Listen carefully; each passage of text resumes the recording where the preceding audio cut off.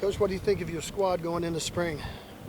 I think we're way ahead of where we were last spring, but we should be. But we've made a lot of progress this offseason. So pleased with where we've come, but at the same time, we got so far to go. But the attitude and the commitment and the work ethic, we're ahead of where we were last year.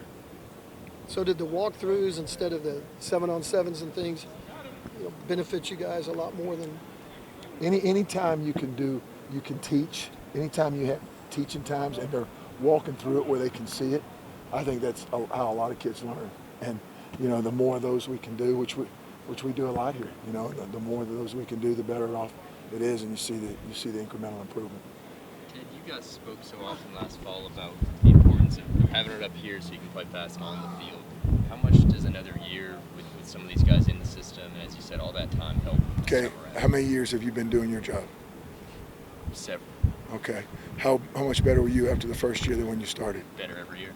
There you go. Yeah, so same thing in football. No different. Yeah. Can you kind of put a gauge on some quality the defensive end last year at Indiana? Can you put a gauge on where he is at linebacker and Cheetah and his understanding? Yeah, he's done a good job so far coming in and learning. And at the same time, been real impressed with how he's worked, and he's put on some weight. He came off an injury, so he's put on some weight, and just got to keep grinding, man. But yeah, he's got a bright future. What do you all know about his position away, particularly? It depends on how fast they are. If they can be 240 and be fast, I'm all for that. If they can be 220 and be fast, I'm all for that. So each body type's a little bit different, and each player, their target weight is where their ultimate weight is a little bit different. So again, so much more of it is maybe not about just weight, but about composition, about the body composition, and that's big. And our strength coaches do the nutrition department do such a great job with that. Yeah. Ted was just talking to Danny about how much he's You're grown. talking to who? Danny, how Okay. much he's grown as a leader this year. What have you seen? Anything specific? I've seen that, yeah. As far as his, knowledge is power. And last year, he went this way. His game went this way. It really elevated. And part of that is he got understood things more and got more comfortable. And part of it, the reason it happened, because he put so much time in, his level of commitment. And I've seen a lot of growth and a lot of improvement, and still need a lot more from him. And he's capable of that. And I know that he wants to be in that role for this football team, and he's working to get better at that every day. And we're trying to help him as coaches. Coach, what do you see as the main thing you want this team to accomplish this spring? The right mindset. I want an attack mindset. That we attack everything every day, and if we do that, we're going to be just fine. But to understand, the difference between winning and losing, the very, very small things that when you go back and you watch the third downs or you watch the fourth downs, what some people may not see, what some people may consider little mistakes, they're big mistakes because they allow the other team to stay on the field. And so many times in a game of football, when you make a mistake in those situations, the other team ends up scoring. And that happened to us a lot last year. And, to be able to, we had 5 one-possession games. So, to be able to get over the hump, just to get better with the details, and obviously being another year in the system. But we have a lot of new guys too, But that's a good thing too. They've all brought something different to the table. So just see how it keeps blending and keep growing and keep improving. That's the goal, man. Get better every day. I know that sounds like coaching talk, but that's life talk. Talk about your linebacking core. You added some guys. It looks like you have some of the best athletes there. So how's it coming together? Well, after one day, as coaches, sometimes we see the mistakes, but I thought it was a good first day. But as far as developing like Jaron Canick, heck, right. Last year was his first year of playing defense, and he did it at Oklahoma in the Big 12. So his off-season development and growth, you've seen that a lot. And guys like we talked about Danny, but Kobe McKenzie, right. and Kip Lewis, and Justin Harrington and those guys. So to have more depth, because with more competition brings out the best in everybody. So every rep is like gold out there, and you can't waste them.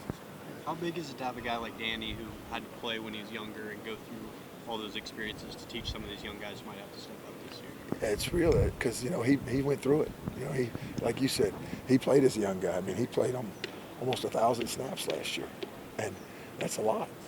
But at the same time, this year he's going to be so much better off because of it. And now, when those other guys are going through the mud, and everybody goes through the mud, but when they're going through the deep mud, he can say, hey, I've been there. This is what it's going to look like if you'll just keep doing this, this, and this. And as a peer and as a guy that our guys see as a leader, that means a lot. Yeah.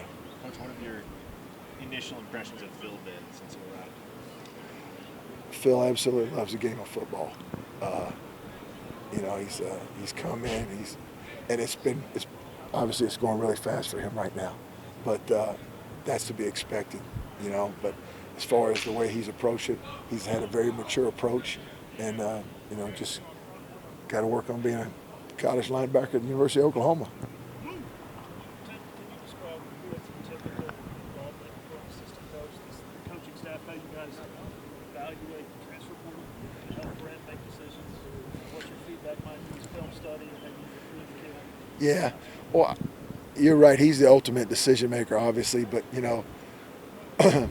we all have opinions, and everybody's opinion is listened to, and whether, like you said, you knew a kid in high school and hey, this kid would fit our program, or what, maybe that kid wouldn't fit our program from an off the field type situation, and then the film kind of talks for itself, and then you talk to other coaches that you might know on the places that some of these guys are coming from and get their opinion, and again it all adds up to a bunch of information, and then Coach Venables makes a decision on what to do. constant stream of communication between the assistants and head coaches? Yeah. You guys kind of make the decision and present it to them? No, we present our opinions and then say, hey, this is what we think should happen, and then he says, yeah, I agree, or no, that's not what I want to do. Haven't really gotten your assessment then how you put the transfer portal issue. After the first day, I think we did okay, but we haven't seen the full effects of the transfer portal because there were some guys out there not practicing. So but you know what? We got shorts on, man. So we'll see how it goes when we put pads on. Yeah. That vein, Ted, Brent talks about adding physicality to the point of attack. When you have Absolutely. Trace and Rondell and Jacob and Devon, what do they bring in that respect? What have been the impressions, even if you're in shorts now? Well, again, guys that have a mature approach because they've already, and this is like their last shot. They're here for a reason, and they understand that. So a sense of desperation and to make this work for them, and that's the physicality. All the drills, you got to drill it, you got to demand it, and then when we put pads on, you got to do it over and over and over again, so it becomes who we are because it's a habit, just like anything else.